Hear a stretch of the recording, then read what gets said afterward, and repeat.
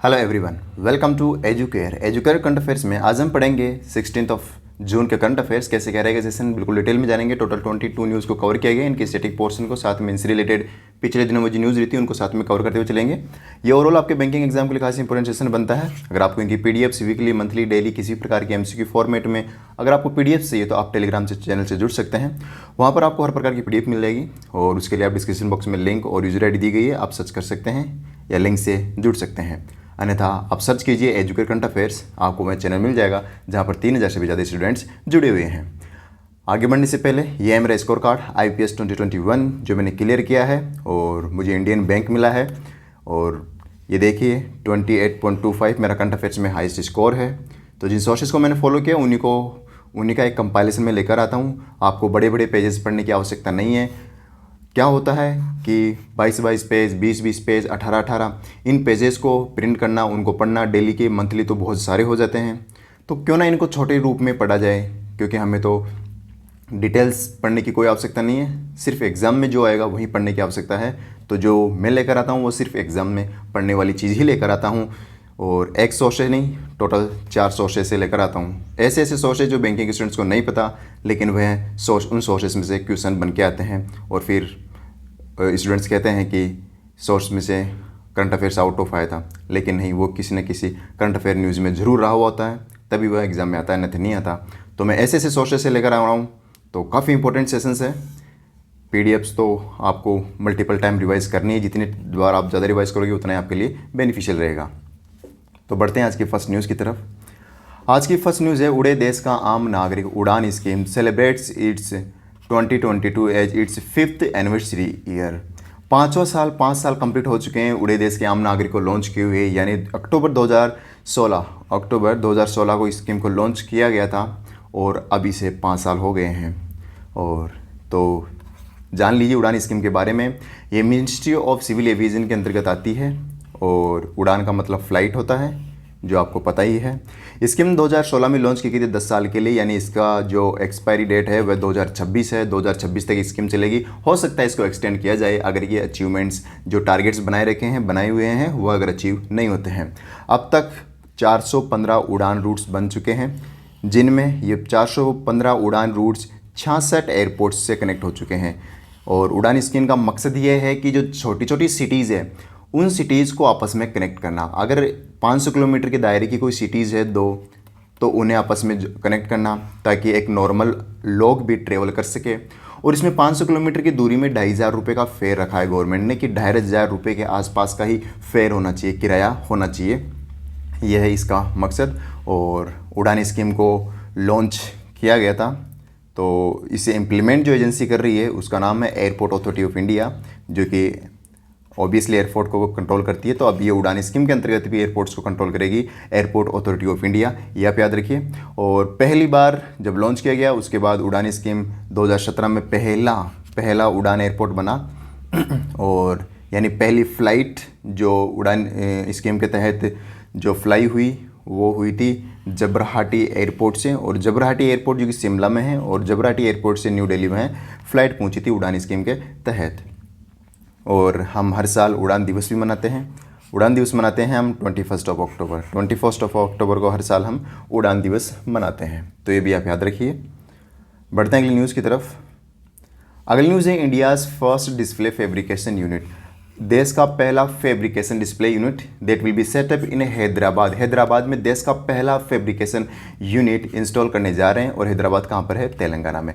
Display fabrication unit को install कौन करेगा, पहला प्रश्न है। तो आंसर होगा इलिस्ट। और इलिस्ट राजेश एक्सपोर्ट जो कि एक गोल्ड रिटेलर है, इसकी एक सब्सिडरी है।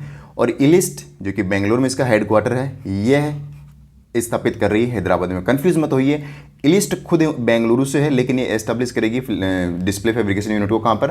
हैदराबाद में। अब ये डिस्प्ले फैब्रिकेशन यूनिट बनाएगी क्या? नाम में तो हमें कुछ समझ नहीं आ रहा। डिस्प्ले से तो समझ में आ रहा है कि कुछ इलेक्ट्रॉनिक से रिलेटेड चीज़ है फैब्रिकेशन। तो ये एक चीज़ बनाई जिसका नाम है AMOLED, AMOLED display. AMOLED display हम सिंपल भाषा में समझते हैं, जो डिस्प्ले होता है अपना, और डिस्प्ले में जो हम देख पाते हैं, जो उसमें ये जो डिस्प्ले हम देख पाते हैं, जो यानी जिसको हम डायोड्स बोलते हैं, तो इनको बनाने का काम करता है एलमोड्स, यानी ये एलमोड्स इन्हीं को बोलते हैं। यानी एक डिस्प्ले होता है, इस डिस्प्ले को एमलोड्स बोलते हैं, इसकी वजह से हम देख पाते हैं। तो ये बनाने का काम करके डिस्प्ले फैब्रिकेशन यूनिट। पहले हम आउट ऑफ कंट्री इंपोर्ट करते थे अपने देश में, लेकिन अब हम खुद बनाएंगे, क्योंकि ये सब कुछ कर रहे हैं इंडिया का एक मिशन जिसका नाम है इंडिया सेमीकंडक्टर मिशन। आपने सुना ही होगा, क्योंकि सेमीकंडक्टर इंडस्ट्री बहुत बड़ी इंडस्ट्री है, लेकिन हम बाहर से एक्सपोर्ट करते हैं, हमारे पास सेमीकंडक्टर इंडस्ट्री बिल्कुल भी नहीं है। लेकिन गवर्नमेंट ऑफ इंडिया ने सेमीकंडक्टर इंडस्ट्री को बनाने के लिए स्कीम लॉन्च की थी 2021 में, जिसका नाम है इंडिया सेमीकंडक्टर मिशन। और इसके लिए 76,000 का आउटले भी इन्होंने दिया था, जो कि कंट्रोल होगी under the ministry of electronics and IT, जो हेड की जाती है अश्विनी वैष्णव के द्वारा। तो अब ये एमलोड डिस्प्ले बनाई जाएगी, किस लिए बनाई जाएगी, क्या काम होगा एमलोड डिस्प्ले का, तो ये आपको बता दिया। स्मार्टफोन, टैबलेट्स, कंप्यूटर, इन टीवी आदि चीज़ों में ये काम में आएगा। और ये एक बहुत पतली डिस्प्ले है, जो कि हम डिस्प्ले देख पाते हैं, ये इसी की वजह से देख पाते हैं। इसकी फुल फॉर्म अगर आप याद रख लीजिए एमलोड की, इसकी फुल फॉर्म है active matrix organic light emitting diodes. ये इसकी फुल फॉर्म है, याद रख लीजिए। It is a thin film display technology. तो इंपॉर्टेंट ये बनेगा कि कहाँ पर स्थापित की जा रही है डिस्प्ले फैब्रिकेशन यूनिट, तो आंसर बनेगा हैदराबाद में। और इसका आउटले कितना है ये भी आप याद रख लीजिए, 24,000 रुपये की कॉस्ट पर ये, 24,000 करोड़ की कॉस्ट पर ये स्थापित किया जा रहा है। अगली न्यूज है, हरियाणा वॉन 4th खेलो India youth games 2022 medal tally. 4th खेलो इंडिया यूथ रिसेंटली हरियाणा यानी पंचकुला में कंप्लीट हुआ। इसमें मेडल टैली में हरियाणा ने टॉप किया। सेकंड नंबर पर आता है महाराष्ट्र, थर्ड नंबर पर कर्नाटका, फोर्थ नंबर पर मणिपुर। मैंने चार क्यों बताएं, क्योंकि हर जगह आपको देखने को मिलेगा हरियाणा और महाराष्ट्र, दो चीज़ बता दी जाएगी, ज़्यादा कर्नाटका बता दिया जाएगा, और बाकी मणिपुर आपको कोई नहीं बताएगी कि मणिपुर 4th पोजीशन पर आ। लेकिन एग्जाम में प्रश्न पूछा गया था कि इनमें से कौन है जो टॉप 5 में नहीं, टॉप 4 में नहीं आता, और जो पांचवा ऑप्शन जो होता है वही आंसर होता है। तो टॉप 4 याद कर लीजिए, जो 5th अगर कोई पूछा जाए तो आप आंसर कर दीजिएगा, कोई अगर इन चारों में से नहीं होगा तो याद रखिए हरियाणा ने खेलो इंडिया यूथ गेम्स जीता है। इस मेडल टैली को 2021 का 2022 का एडिशन कहाँ पर होगा, तो ये होगा भोपाल में। भोपाल कहाँ पर है, मध्य प्रदेश में होगा। और मेडल टैली में इनके गोल्ड्स ब्रॉन्ज सिल्वर याद रख लीजिए। हरियाणा ने 52 गोल्ड्स जीते हैं, 39 सिल्वर और 46 ब्रॉन्ज जीते हैं, टोटल 137 मेडल जीते हैं। और हरियाणा ने टोटल 125 मेडल जीते हैं, जिसमें गोल्ड है 45, याद रखिए। फिर थर्ड नंबर पर कर्नाटका, फिर मणिपुर। खेलो इंडिया 4th का जो यूथ गेम्स, इसका जो मैस्कोट है वह धाकड़ है। धाकड़ एक बुल है और पंचकुला में होस्ट हुआ ही था, मैंने आपको बता दिया। अभी रिसेंटली खेलो इंडिया यूनिवर्सिटी गेम्स ही होस्ट हुआ था बेंगलुरु में, जिसमें जैन यूनिवर्सिटी ने टॉप किया था। ये भी आप याद रखिए। बढ़ते हैं अगली न्यूज़ की तरफ। अगली न्यूज है, Jammu and Kashmir roll out accidental insurance cover of 15 lakh rupees for government employees. Recently हमने देखा कि तमिलनाडु ने भी गवर्नमेंट एम्प्लॉइज़ के लिए एक इंश्योरेंस प्लान लेकर आया था अभी रिसेंटली। अब जम्मू एंड कश्मीर ने भी इंश्योरेंस प्लान लेकर आया, लेकिन ये इंश्योरेंस प्लान वो तमिलनाडु का था, हॉस्पिटलाइजेशन का इंश्योरेंस प्लान था, लेकिन ये है डेथ कवर। डेथ कवर में अगर गवर्नमेंट एम्प्लॉइज़ की डेथ होती तो उन्हें 15 लाख रुपये का इंश्योरेंस अमाउंट यानी जो कंपनसेशन है वो दिया जाएगा। और ये लॉन्च किया गया मनोज सिन्हा, जो कि लेफ्टिनेंट गवर्नर है जम्मू एंड कश्मीर के, इन्होंने इस स्कीम को लॉन्च किया। न केवल इंश्योरेंस प्लान लॉन्च किया है, बल्कि गवर्नमेंट एम्प्लॉइज़ के लिए एक फैसिलिटी भी लॉन्च की, जिसका नाम है फ़ोन पे लोन फैसिलिटी। फ़ोन पे लोन फैसिलिटी गवर्नमेंट एम्प्लॉइज़ को कम से कम इंटरेस्ट रेट पर लोन दिया जाएगा। इसलिए आप भी गवर्नमेंट एग्जाम्स में फाइट कीजिए, सिलेक्शन लीजिए, काफ़ी बेनिफिट्स मिलते हैं गवर्नमेंट एम्प्लॉइज़ को। तो ना केवल स्टेटस बल्कि लाइफ टाइम बहुत काफ़ी कुछ मिलता है। बी फोकस्ड, अपने आप को मोटिवेट करते रहिए और सिलेक्शन लीजिए। तो फ़ोन पे लोन फैसिलिटी रिसेंटली लॉन्च की गई है जम्मू एंड कश्मीर के द्वारा। और ये जो इंश्योरेंस प्लान है जिसमें 15 लाख का कवरेज दिया जाएगा, ये जम्मू एंड कश्मीर बैंक के अंतर्गत दिया जाएगा, यानी ये इंश्योरेंस कवर करेगी ये बैंक। अगली news, Amit Shah chair the 25th western zonal council.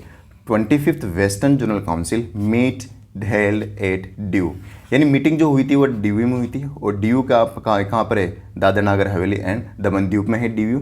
और ये जो वेस्टर्न जोनल काउंसिल ये क्या चीज़ है, इसमें 4 स्टेट और यूटी है, जिसमें 3 स्टेट है, गुजरात, महाराष्ट्र, गोवा, 3 तो स्टेट हो गए, और एक यूटी है दादर नागर हवेली एंड दमन द्वीप। ये एक यूटी है, इन्हें मर्ज कर दिया गया था 2018 में, 2018 में इन दोनों को मर्ज कर दिया गया था।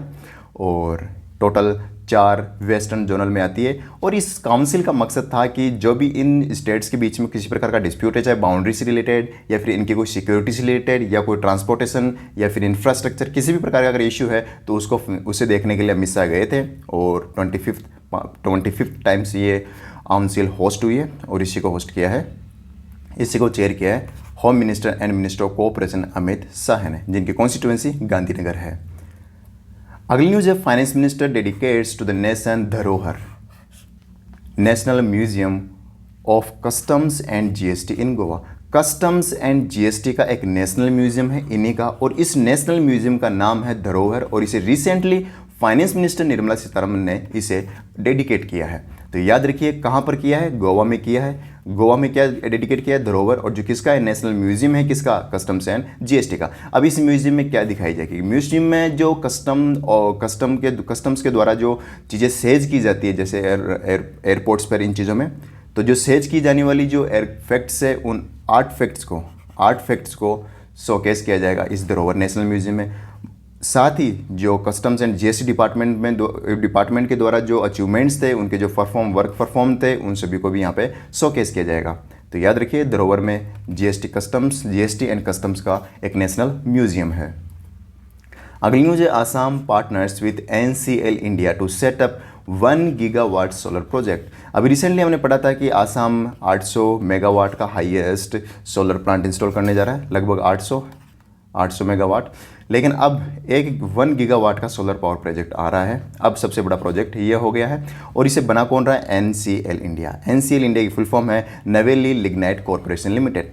नवेली लिग्नाइट कॉरपोरेशन ये नवेली जगह पर ही स्थित है, जो कि तमिलनाडु का एक शहर है, एक जगह है नवेली, यहीं पर ये स्थित है। और ये कंपनी ही बनाएगी 1 गीगावाट का सोलर प्रोजेक्ट, और इसकी कॉस्ट रखी गई है 5000 करोड़। याद रखिए 1 गीगावाट का एनसीएल इंडिया कहाँ पर बनाएगी, तो आंसर बनेगा आसाम में।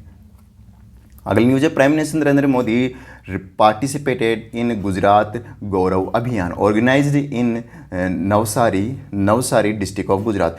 गुजरात के नवसारी डिस्ट्रिक्ट में आयोजित हुआ गुजरात गौरव अभियान। एग्जाम में ये तो पूछा नहीं जाएगा कि गुजरात गौरव अभियान कहाँ पर आयोजित हुआ, लेकिन ये पूछा जाएगा किस राज्य में आयोजित हुआ, ये तो पूछा नहीं जाएगा। ये पूछा जाएगा कि किस डिस्ट्रिक्ट में आयोजित हुआ, क्योंकि गुजरात इसी में नाम आ गया। तो डिस्ट्रिक्ट याद रखिए, नवसारी डिस्ट्रिक्ट में आयोजित हुआ, और यहाँ पर इन्होंने कई प्रोजेक्ट्स का फाउंडेशन स्टोन किया, कई प्रोजेक्ट्स के पूजन की, काफ़ी कुछ किया इन्होंने, जिनमें सभी प्रोजेक्ट्स की मिलाकर 3050 करोड़ रुपीस की प्रोजेक्ट्स इन्होंने लॉन्च किए हैं। याद रखिए 3050 करोड़ के प्रोजेक्ट लॉन्च किए रिसेंटली गुजरात में, और किस अभियान में, गुजरात गौरव अभियान में पार्टिसिपेशन लेकर। और ये कहाँ पर हुआ, नवसारी में आयोजित हुआ।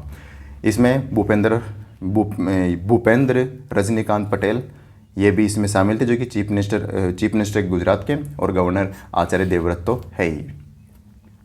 अगली news, Xpay life launches India's first blockchain enable UPI service. देखिए यूपीआई सर्विस तो देखिए हमने सुनी है, हम काम में भी लेते हैं, लेकिन ये ब्लॉकचेन एनेबल यूपीआई सर्विस क्या चीज़ है, और इसे लॉन्च किसने किया है, एक्सपे लाइफ ने किया। और एक्सपे लाइफ जो कि बेंगलुरु बेस्ड एक टेक्नोलॉजी कंपनी है, इसने तो लॉन्च किया है, लेकिन ये इंडिया का पहला कैसे हुआ है, बिल्कुल इंडिया का पहला ही है। और ये जो ब्लॉकचेन एनेबल यूपीआई का मतलब ये है कि आप अगर कहीं पेमेंट कर रहे हैं तो आप डबल पेमेंट ना करें, आप पेमेंट किसी और को कर रहे हैं, कर किसी और को दिया, तो ये चीज़ें यानी एक तरह से सिक्योरिटी प्रोवाइड कराने का काम करेगा। यानी मोर सिक्योर प्लेटफॉर्म है ब्लॉकचेन एनेबल, यानी आपको एक बार और वेरीफाई करके, जैसे आपने पहले किसी सेम अमाउंट को आपने पे किया, उसके जस्ट बाद में अगर सेम अमाउंट आप पे करें तो आपको अलर्ट करेगा कि आपने इस जगह पहले आपने पेमेंट किया, तो आपको पता चल जाएगा ये नहीं इसको करना था या नहीं करना था। तो ये एक तरह से सिक्योर है, एक तरह से डबलिंग जैसी चीज़ों को रोकेगा, इसमें डबलिंग स्पेंडिंग और काफ़ी कुछ ओवरऑल मोर सिक्योर बनाएगा। अब इसका मकसद क्या है, मोर सिक्योर बनाए। देखिए जो रूरल एरियाज़ में जो लोग होते हैं, जैसे किसी ने पेमेंट किसी और को किया, चल किसी पास चला गया, तो उनका एक विश्वास टूट जाता है डिजिटल पेमेंट में कि देखिए सही जगह नहीं गया, हम तो कैश पेमेंट यूज़ करेंगे, कम से कम सही जगह तो जाएगा। तो इन चीज़ों को रोकने के लिए और लोगों को में ट्रस्ट बनाए रखने के लिए, विश्वास बनाए रखने के लिए ये blockchain enable UPI service launch की एक्सपे लाइफ ने, जो कि रूरल एरियाज़ में मेनली काम करेगा। इतना आप याद रखिए।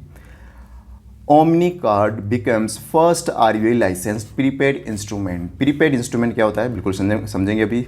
तो Omni card becomes first RBI licensed prepaid instrument PPI to launch cash withdrawal across the ATM, यानी पहली बार प्रीपेड इंस्ट्रूमेंट प्रोवाइड कराने वाली कोई कंपनी, कोई स्टार्टअप अब हर एटीएम से कैश विड्रॉल कराने की फैसिलिटीज़ प्रोवाइड करा रहा है और उसका नाम है ओमनी कार्ड। ओमनी कार्ड जो कि रुपे कार्ड द्वारा पावर्ड है, एनपीसीआई के द्वारा पावर्ड है। और ये ओमनी कार्ड क्या करता है, प्रीपेड इंस्ट्रूमेंट, यानी प्रीपेड इंस्ट्रूमेंट का मतलब होता है जैसे आपने रिचार्ज करवा दिया इस कार्ड पर, ओमनी कार्ड पर आपने रिचार्ज करवा दिया 1 लाख रुपीज़ का। अब आप उस कार्ड से 1 लाख रुपए के तक का कुछ भी कहीं भी कुछ खरीद सकते हैं, कुछ भी आप पे कर सकते हैं कहीं भी यूपीआई से या ई डिजिटल या फिर कार्ड से, पीओएस मशीन से, कैसे भी। लेकिन इसमें ये फैसिलिटी नहीं थी कि आप ओमनी कार्ड से जिसने आपने रिचार्ज कर रखा है पहले प्रीपेड और उसको आप कहीं भी यूज़ कर सकते हैं, उससे आप एटीएम से कैश निकाल सकते हैं। ये फैसिलिटीज़ पहले नहीं थी, लेकिन अब ये फैसिलिटीज़ लॉन्च कर दी गई है। अब आप इस ओमनी कार्ड से पेमेंट निकाल सकते हैं। प्रश्न ये बनता है कि ये कितना पेमेंट निकाल सकते हैं। तो आरबीआई ने ये पहले ही बता दिया था कि जो प्रीपेड इंस्ट्रूमेंट कंपनीज़ है ये एटीएम से 2000 पर रुपीज़ का ट्रांजेक्शन वन टाइम कर सकती है और पर डे एक दिन में 2000 रुपये का ट्रांजैक्शन कर सकते हैं और मंथली 10,000 रुपये से ज़्यादा का नहीं होना चाहिए। तो आप मंथली 10,000 रुपये तक का कैश निकाल सकते हैं और एक दिन में 2000 रुपये तक का कैश निकाल सकते हैं, चाहे वह आप चाहे एजेंट से हो, एटीएम से हो, पीओएस डिवाइस से हो, किसी से भी सोर्स में हो। आप ओमनी कार्ड जैसे जो सर्विस प्रीपेड इंस्ट्रूमेंट होते हैं इनसे आप 2000 पर डे और 10,000 पर मंथ से ज़्यादा ट्रांजैक्शन नहीं कर सकते। तो याद रखिए रुपे पावर्ड है ही, ये ई वॉलेट सर्विस है, इतना आपको समझ में आ गया। ओमनी कार्ड नोएडा की एक कंपनी है, नोएडा में इसका हेडक्वार्टर है, रुपे द्वारा पावर्ड है ही और ये ऑन की जाती है ईरो टेक्नोलॉजी के द्वारा। यानी इसकी पेरेंट कंपनी ओमनी कार्ड की कौन सी है, ईरो टेक्नोलॉजीज की पेमेंट कंपनी है। तो ये आप देख सकते हैं a stored value card, stored value card कह सकते हैं या प्रीपेड कार्ड कह सकते हैं, एक ही बात है। अगली न्यूज़ है R Subramanya Kumar has been appointed as the MD and CEO of RBL bank. RBL bank के नए एमडी एंड सीईओ कौन बन गए, आर सुब्रमण्य कुमार, इनका नाम याद रखिए। आरबीआई ने इसे इन्हें अपॉइंट किया है और ये अपॉइंट किए जाते हैं बैंकिंग रेगुलेशन 1949 के तहत, ये एक्ट आप याद रखिए। और मुंबई में आरबीएल का हेडक्वार्टर है, अपनों का बैंक इसकी टैगलाइन है, अपनों का बैंक इसकी टैगलाइन है आरबीएल बैंक की। अगली न्यूज़ है the reserve bank of India cancelled the banking licence of Karnataka based Mudhol cooperative bank citing inadequate capital situation. Capital situation की इनएडिक्वेट होने के, अपर्याप्त होने के कारण मुडोल कोऑपरेटिव बैंक का लाइसेंस रिजेक्ट कर दिया है, जो कि कर्नाटका में इसका हेडक्वार्टर था। याद रखिए मुडोल कोऑपरेटिव बैंक का लाइसेंस रिसेंटली आरबीआई ने रिजेक्ट कर दिया या कैंसिल कर दिया है। अगली जो 38th India Indonesia coordinated patrol begin between the navies of India and Indonesia. Recently India और इंडोनेशिया की दोनों की देशों की 38th एडिशन के कोऑर्डिनेटेड पेट्रोल आयोजित हुई, यानी कोरपेट, जिसे हम शॉर्ट में बोलते हैं कोरपेट। और कोरपेट न केवल इंडोनेशिया के साथ बल्कि हमने रिसेंटली बांग्लादेश के साथ भी 4th एडिशन किया था बे ऑफ बंगाल में, और अब जिसमें आईएनएस खोरा ने पार्टिसिपेशन लिया था उसमें। अब रिसेंटली इंडोनेशिया के साथ भी हमने 38th एडिशन कंप्लीट किया और ये कोरपेट का 38th एडिशन है और इसमें पार्टिसिपेशन जिसने लिया था वह है अंडमान एंड निकोबार कमांड के द्वारा। अंडमान एंड निकोबार कमांड के द्वारा इसमें पार्टिसिपेशन लिया गया। ये यूनिट है इंडियन नेवी की, इस कमांड ने इसमें पार्टिसिपेशन लिया, तो ये नाम याद रखिए। और इंडिया और इंडोनेशिया के 38th एडिशन था, लेकिन हुआ कहाँ पर, ये हुआ था स्टेट ऑफ मलक्का, और स्टेट ऑफ मलक्का और अंडमान सी दोनों में हुआ था। आप यहाँ पे देख सकते हैं ये मलेशिया है, यहाँ पर ये सिंगापुर है, इन दोनों के बीच में जो ये देख रहे हैं ना आप, ये जो स्टेट देख रहे हैं ना, ये है मलक्का और यहाँ पर अंडमान निकोबार है, तो यहाँ पर है ये अंडमान सी। तो यहीं पर ये आयोजित हुई थी, ये इंडिया इंडोनेशिया कोऑर्डिनेटेड पेट्रोल, इतना आप याद रखिए। और ये जो कॉर्पोरेट होस्ट होती है, मैंने आपको पहले भी बताई थी, कॉर्पोरेट जो होती है ना, वो होती है इलीगल फिशिंग को रोकने के लिए, ड्रग ट्रैफिकिंग को रोकने के लिए, मेरीटाइम टेररिज्म को रोकने के लिए, रॉबरी, प्राइसी, इन चीज़ों को रोकने के लिए, पायरेसी, इन चीज़ों को रोकने के लिए ये है, ना कि कोई इन दोनों नेवीज अपने एक्सरसाइज करती है, अपनी प्रैक्टिस करती है, नहीं, ये सिर्फ इन चीज़ों को रोकने के लिए है। अगली न्यूज़ है India ranked 7th at the global economics for FDI इन 2021। देखिए हमने इंडिया ने जो एफडीआई रिसीव किया था फाइनेंशियल ईयर 2023 में, फाइनेंशियल ईयर की बात कर रहा हूँ मैं, चीज़ों पे, शब्दों पे गौर करने की कोशिश की। फाइनेंशियल ईयर 2023 में हमने एफडीआई रिसीव किया 23.57, ये कहना है डीपीआईआईटी का, ठीक है। पहली चीज़ तो ये हो गई फाइनेंशियल ईयर 2023 में। अब कैलेंडर ईयर 2021 का डाटा आया है, सॉरी 2022 है, ये 2022 है, फाइनेंशियल ईयर 2022। और अब ये कैलेंडर ईयर 2021 का डाटा रिलीज़ किया है किसके द्वारा, UNCTAD के द्वारा। और इनका कहना है कि इंडिया ने 45 बिलियन डॉलर का FDI रिसीव किया है। और इंडिया का कहना है कि 83.57 for the year financial year 2022 का रिसीव किया है। लेकिन इस 83.57 में हमारे पास इक्विटी FDI भी इंक्लूड है, लेकिन इसमें इक्विटी FDI इंक्लूड नहीं है। इक्विटी FDI का मतलब होता है कंपनीज जो इंडिया में पहले FDI ला चुकी है और वह इनकम अर्न करके, प्रॉफिट अर्न करके उस प्रॉफिट को फिर से इंडिया में ही इन्वेस्ट कर दिया, वो होता है इक्विटी FDI। तो इसमें 45 में ये इंक्लूड नहीं है, तो ये डेटा आपको काफ़ी कम इसी वजह से लग रहा है। 83.57 DPIIT का कहना है इंडिया ने फाइनेंशियल ईयर 2022 में रिसीव किया FDI, जो कि इंडिया का सबसे हाईएस्ट है पूरे दुनिया में। सबसे ज़्यादा FDI रिसीव किया था। और सिंगापुर ने सबसे ज़्यादा FDI इंडिया में लाए हैं सिंगापुर के द्वारा। और कर्नाटका में सबसे ज़्यादा FDI आया है अगर स्टेट्स की बात करें। और जिस सेक्टर में आया है वह टेक्नोलॉजी सेक्टर यानी कंप्यूटर्स एंड सर्विसेज सेक्टर में सबसे ज़्यादा आया है। याद रखिए ये 45 बिलियन का आया है, जिसमें इंडिया की इंटरनेशनल लेवल पर इस UNCCD का कहना है कि 7th रैंक है। टॉप किया है US ने, China, Hong Kong, Singapore, Canada and Brazil. ये 6 कंट्रीज आप याद रख लीजिए। उसके बाद 7th कंट्रीज तो इंडिया 7th पर तो इंडिया आ ही जाता है। पिछले साल इंडिया की $64 बिलियन था, लेकिन काफ़ी गिरावट देखने को मिली है 45। इसके बावजूद भी इंडिया की 7th पोजीशन है, बल्कि पिछले साल 8th पोजीशन थी। फिर भी इंडिया ने कम FDI आने के बाद भी, यानी ये कह सकते हैं कोरोना का कहीं ना कहीं इफेक्ट रहा है। UNCTAD की बात करते हैं, United nation conference on trade and development, इसकी फुल फॉर्म बनती है। UN की एक बॉडी है जिसमें 195 कंट्रीज मेंबर है, जिसका हेडक्वार्टर जेनेवा में है। ये भी आप याद रखिए। अगली न्यूज है, BIMSTEC celebrates it's foundation day on 6th जून इन ढाका बांग्लादेश। ढाका बांग्लादेश में क्यों मनाया, क्योंकि ढाका बांग्लादेश में इसका हेडक्वार्टर है। और इसको 6th जून ने इन्होंने फाउंडेशन डे मनाया, लेकिन ये 25th नंबर का फाउंडेशन डे था, क्योंकि इसकी स्थापना 1997 में हुई थी और आज अब इसे 25 साल हो गए हैं। ये इसकी सिल्वर जुबली एनिवर्सरी है, जो कि 25 साल पर मनाई जाती है। और अगर बात करें बिम्स्टेक की, तो full form bay of Bengal initiative for multi sectoral technical and economic corporation की फुल फॉर्म बनती है। ये फुल फॉर्म आपको पता होनी चाहिए।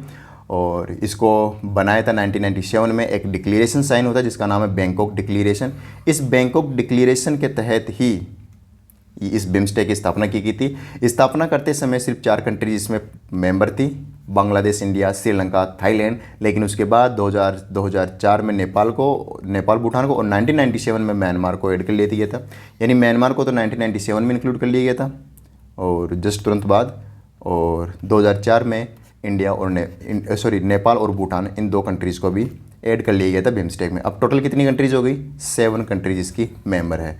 एग्जाम में डायरेक्ट प्रश्न पूछा जाएगा बिम्स्टेक में कितनी कंट्रीज है, तो आंसर होगा 7 कंट्रीज इसमें मेंबर है। अभी जो 2022-2023 की जो बिम्स्टेक की मीटिंग्स है वह कहाँ पर हेल्ड होगी? थाईलैंड में हेल्ड होगी। यानी थाईलैंड इस बार बिम्स्टेक की चेयरमैनशिप ले रखा है। तो याद रखिए थाईलैंड बिम्स्टेक की चेयरमैनशिप किसके पास है? थाईलैंड के पास है। Secretary general of BIMSTEC Tenzing Lekphell है, जो कि भूटान से आते हैं। तेजिंग लेकफेल जो कि भूटान से आते हैं, सेक्रेटरी जनरल है। और आपको मैंने बता दिया कि बिम्स्टेक का जो सेक्रेटरीट है यानी जो हेडक्वार्टर है वो कहाँ पर है? ढाका बांग्लादेश में है। अगली न्यूज़ है, Lord Buddhas 4 Holi relics from India installed in Mongolia. क्या ये परमानेंट इंस्टॉल कर दी गई मंगोलिया में? नहीं, ये 11 दिन के लिए इंस्टॉल की गई है। 11 दिन के लिए क्यों की गई? क्योंकि वहाँ पर एक सेलिब्रेशन चल रहा है जिसका नाम है मंगोलियन बुद्धा पूर्णिमा। मंगोलियन बुद्धा पूर्णिमा जो कि 11 दिन का इवेंट चल रहा है। और वह चल रहा है कहाँ पर? गंडन मोनेस्ट्री में एक टेम्पल है जिसका नाम है बटसागान टेम्पल में ये 11 डेज़ का एक सेलिब्रेशन चल रहा है। उस सेलिब्रेशन में इसको शोकेस किया जाएगा इन बुद्धा की 4 होली रेलिक्स को, जो कि इंडिया की है। और इन 4 रेलिक्स को एक स्पेशल नाम दिया हुआ है, उसका नाम है कपिल वास्तु रेलिक्स। कपिल वास्तु रेलिक्स इसका नाम दिया गया क्योंकि कपिल वास्तु इसलिए दिए गए कि कपिल वास्तु बिहार में एक डिस्ट्रिक्ट है और वहीं पर ये पाई गई थी 1898 में। 1898 में ये खोजी गई थी 4 रेलिक्स और कपिल वास्तु डिस्ट्रिक्ट में ही खोजी गई थी, इसीलिए इनका नाम कपिल वास्तु रेलिक्स भी कहते हैं। तो याद रखिए ये अभी वर्तमान में इंडिया के नेशनल म्यूजियम जो कि दिल्ली में स्थित है इसमें ये शोकेस्ड है, यानी वहाँ पर ये हाउस्ड है, लेकिन अभी 11 दिन के लिए लॉर्ड बुद्धा की इन 4 रिलिक्स को मंगोलिया में दिया गया है, मंगोलिया को दिया गया है। अब वहाँ पे शोकेस किया जाएगा। मंगोलिया की कैपिटल है उलन बतूर इसकी कैपिटल है और करेंसी यहाँ की टोगरोक चलती है, टोगरोक, याद रखिए। अगली न्यूज़ है, Ratan Tata has been conferred honorary D Litt HSNC university. HSNC university जो कि महाराष्ट्र की सेकंड सबसे बड़ी यूनिवर्सिटी है, गवर्नमेंट ऑन, और डी लिट एक डिग्री है जिसकी फुल फॉर्म होती है doctor of literature. Doctor of literature इस डिग्री से इस डिग्री से सम्मानित किया गया रतन टाटा को, और ये एजुकेशन की हाईएस्ट डिग्री है। इसके बाद एजुकेशन कंप्लीट हो जाती है, ख़त्म हो जाती है। इस डिग्री के बाद इससे आगे कोई क्वालिफिकेशन नहीं होती है, ये लास्ट डिग्री मानी जाती है, डॉक्टर ऑफ लिटरेट। और ये एक पोस्ट ग्रेजुएट डॉक्टरल कोर्स है, याद रखिए। और ये HSNC यूनिवर्सिटी जो कि महाराष्ट्र की यूनिवर्सिटी है, सेकेंड स्टेट क्लस्टर यूनिवर्सिटी है, इसके द्वारा दिया गया है रतन टाटा को। इनका नाम याद रखिए। और ये दिया गया है भगत सिंह कोश्यारी के द्वारा, जो कि गवर्नर कम चांसलर है यूनिवर्सिटी के। अगली न्यूज़ है, the 12th world trade organization WTO ministerial conference will be held in Geneva, Switzerland. ये 12वीं एडिशन है वर्ल्ड ट्रेड ऑर्गेनाइजेशन मीटिंग का, और ये 5 साल बाद में अभी होने जा रही है, तो काफ़ी इंपॉर्टेंट मीटिंग है।